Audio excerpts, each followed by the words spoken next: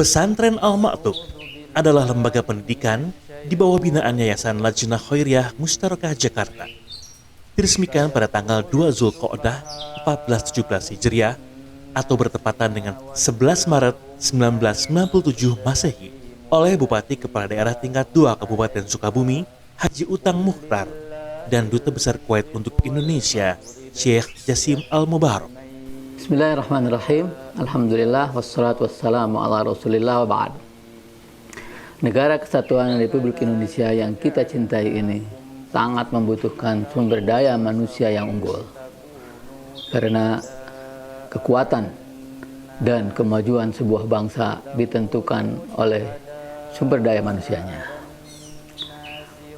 Untuk melahirkan sumber daya manusia yang unggul, tentunya pendidikan mengambil peran yang sangat penting. Oleh karena itu, dalam Undang-Undang Nasional tahun 2003 nomor 20 tentang Sistem Pendidikan Nasional disebutkan bahwa pendidikan berfungsi untuk mengembangkan kemampuan dan membentuk watak serta peradaban bangsa yang bermartabat dalam rangka mencerdaskan kehidupan bangsa. Dengan tujuan berkembangnya potensi peserta didik agar menjadi manusia yang beriman dan bertakwa kepada Tuhan Yang Maha Esa, berakhlak mulia, sehat, berilmu, cakap, kreatif, mandiri, dan menjadi warga negara yang demokratis serta bertanggung jawab.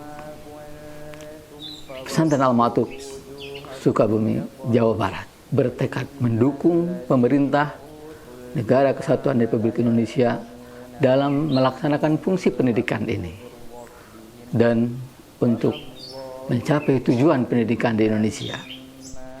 Keorganisasian Pesantren Al-Ma'tuk melingkupi 6 lingkungan pendidikan. Markas Al-Ma'tuk. Markas Al-Ma'tuk dikhususkan bagi santri putra dari jenjang MTS hingga jenjang MA. Di sana para santri akan menempuh pembelajaran selama 7 tahun, yakni 3 tahun di jenjang MTS, 3 tahun di jenjang MA, dan 1 tahun masa pengabdian. Setelah lulus, para santri diharapkan dapat memiliki bekal keilmuan yang cukup, baik ilmu syar'i maupun ilmu sains dan teknologi. Markas Al-Zamil dikhususkan bagi santri putri dari jenjang MTS hingga jenjang MA. Di sana para santriwati akan menempuh pembelajaran selama 7 tahun, yakni 3 tahun di jenjang MTS dan 3 tahun di jenjang MA dan 1 tahun masa pengabdian. Setelah lulus, para santriwati diharapkan dapat memiliki bekal keilmuan yang cukup, baik ilmu syar'i maupun ilmu sains dan teknologi. Pesantren Tahfiz Al-Basam dikhususkan untuk program tahfiz Quran Putra dan memiliki misi untuk melahirkan generasi-generasi pencinta Al-Quran.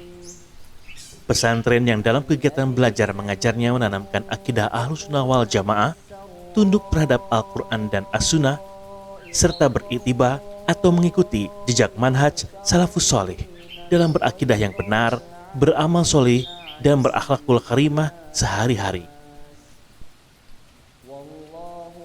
Pada tahun 2020, Pesantren Al-Ma'tuk menambah markas baru untuk program tahfiz putri. Lokasinya persis di belakang markas Al-Zamil. Markas baru ini dinamai Markas Tahfiz Putri Al-Afaf. Al-Unaizi. SD Muhammad Al-Unaizi didirikan pada tahun 2015 dengan nama SD Qur'ani Al-Ma'tuk.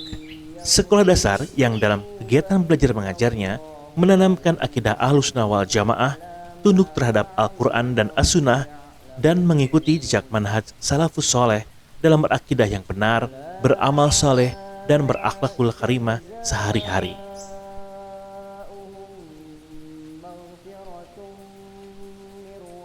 TKIT.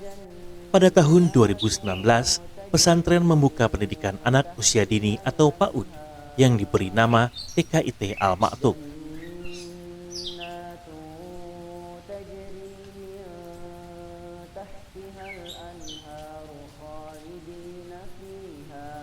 Visi pesantren yang menyelenggarakan pendidikan Islam secara optimal dari tingkat dasar hingga perguruan tinggi untuk melahirkan generasi yang unggul dalam akidah, ibadah, dan akhlak secara integral, memiliki wawasan internasional, dan mampu menghadapi tantangan global. Misi 1. Menyelenggarakan pendidikan Islam berkualitas dengan metode dan sarana yang selalu mengikuti perkembangan zaman. 2. Menanamkan akidah Ahlussunnah dengan pemahaman salafus saleh.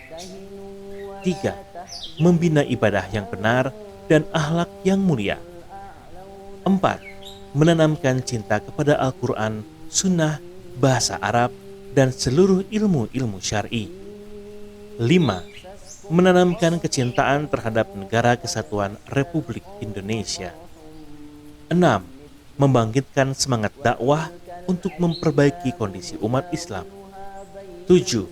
Mengajarkan ilmu-ilmu umum dan bahasa Inggris sebagai wasilah untuk dakwah. 8. Membekali peserta didik dengan keterampilan hidup agar mampu mandiri dan siap menghadapi tantangan zaman.